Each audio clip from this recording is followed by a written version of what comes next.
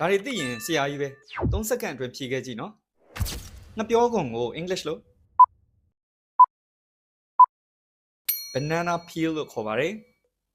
ပန်းသီးဥတိုင်းကို English လို့ apple core လို့ခေါ်ပါတယ်ကြက်ဥကုံကို English လို့ eggshell လို့ခေါ်ပါတယ်ဒါဆိုဖရဲသီးကုံကို English လို့ watermelon rind လို့ခေါ်ပါတယ်ဒါဆိုလိမ္မော်ကုံကို English လို့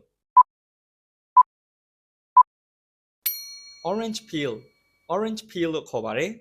ဒါဆိုပြောင်းမှုဥတိုင်းကို English လို့